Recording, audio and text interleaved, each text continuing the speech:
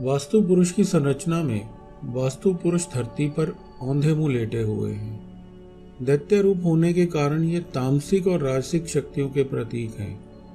वास्तु नियमों अनुसार अगर किसी भी एक गुण की अधिकता हो जाए तो वास्तु संतुलन बिगड़ जाता है, जिससे निवासकर्ता को परेशानियों का सामना करना पड़ सकता है। इसीलिए वास्तु पदों की संरचना को समझना जरूरी हो जाता है। वास्तु पुरुष की शिखा पर पहला पद है। ये पद क्रम अनुसार अग्नि दिशा की ओर ऊंचाई लेते हुए बढ़ता है। यहाँ वास्तु पुरुष की अंगों में दाईं भुजा के स्थान होते हैं। नवम पद से यह पदक्रम भारी होते हुए नैऋत्य दिशा की ओर जाता है, जहां दाईं टांग पर इन पदों का प्रभाव पड़ता है। नैऋत्य कोण के 17वें पद की ऊंचाई सबसे अधिक है और वायव्य में पद की ऊंचाई थोड़ी ढलान लेते हुए कम होती जाती है। वास्तु पुरुष की बाईं टांग के अंग इन्हीं पदों के प्रभाव में होते हैं। 25वें पद से ईशान दिशा की ओर ये ऊंचाई तेजी से ढलान लेते हुए 32वें पद तक ढलती है।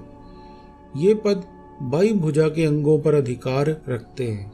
मध्य परिधि के 33वें और 34वें पदों को मिलाकर एक तिकोना पद होता है, जो वास्तु पुरुष की सुषुम्ना नाड़ी से सटा है। इसी प्रकार के अगले पदों का एकीकरण हुआ है। इस क्रम में 37वें से 42वें 6 पद पूर्व दिशा में एक समान है। वास्तु पुरुष की दाईं छाती का स्थान होते हैं। आग्नेय दिशा में वास्तु पुरुष की दाहिनी कोहनी तिकोने 2 पदों में है और घुटने पर भी 2 तिकोने पदों का अधिकार है।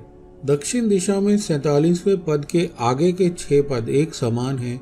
ये स्थान दाहिने कूल्हे और जंघा का स्थान होते हैं। दाहिनी ओर के कमर के नीचे के अंगों पर 2 तिकोने पद हैं। साथ ही बाईं ओर कमर के नीचे के भागों पे भी 2 त्रिकोणाकार पद ही हैं। पश्चिम दिशा में 57 से लेकर 62 के क्रम में एक समान पद है। ये बाएं कूल्हे और जंघा का स्थान है। वायव्य में वास्तु अंगों में तिकोने पदों का प्रभाव बाएं घुटने और बाईं कोहनी पर होता है। क्रम संख्या में ये 63 से 66 के 4 पद होते हैं। 67 से 72 के 6 पद उत्तर दिशा में एक ही आकार के हैं। यहाँ बाईं छाती का भाग है। केंद्र में 9 पदों पर ब्रह्मा विराजमान है। ये स्थान वास्तु पुरुष की नाभि का क्षेत्र है।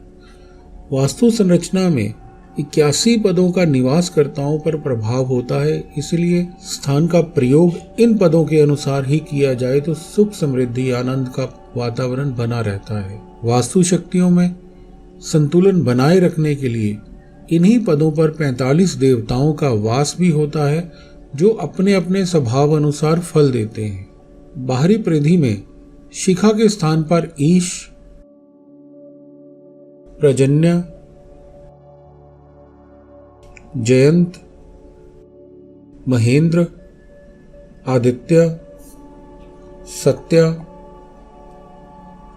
भ्रंश, आंतरिक्ष, अग्नि, पूषा, विथित, ग्रह अक्षत, यम, गंधर्व, भृंगराट, मृग, पित्र, द्वारिक, सुग्रीव, पुष्पदंत, वरुण, असुर, शेष, पाप यक्ष्मा, रोग दूषक, नाग, मुख्य, भल्लाट, सोम, गिरि, आदिति, दिति, ये बाहरी परिधि के 32 वास्तु पदों के देवता है। और अंतर में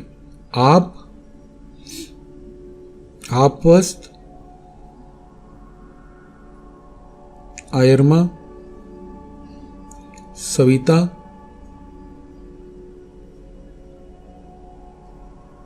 सावित्री, 6 पदों पर विवस्वान, तिकोने पदों पर इंद्र, इंद्रजय, 6 पदों पर मित्र, रुद्र, त्रिकोणे पद पर रुद्रदास, पृथ्वीधर और मध्य स्थान ब्रह्मा जी का क्षेत्र है। ब्रह्मा ही है जो सृष्टि का संतुलन करते हैं। यही उधर ऊपर से आने वाली ऊर्जाओं के कारक हैं जो वास्तु पुरुष को पोषण देते हैं।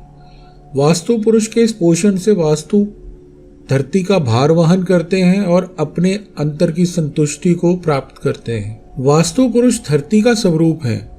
जब हम कोई फ्लोर बनाते हैं वो भी धरती का ही एक अंश माना जाता है, लेकिन यहाँ पर ब्रह्मा जी की ऊर्जाओं को लेने के लिए, धरती तक पहुंचाने के लिए वास्तु पुरुष तक उसकी शक्ति पहुंच सके, इसलिए ब्रह्म स्थान को प्रथम तल पर या उसके ऊपर भी जितने तल बने खाली रखना चाहिए। जितना हो सके ईशान को हल्का और नैऋत्य दिशा को भारी रखा जाए ताकि वास्तु पुरुष अपने कार्यों को सुचारू रूप से चला सके और हमें संतुष्टि, सुख, समृद्धि का आशीर्वाद देते रहें।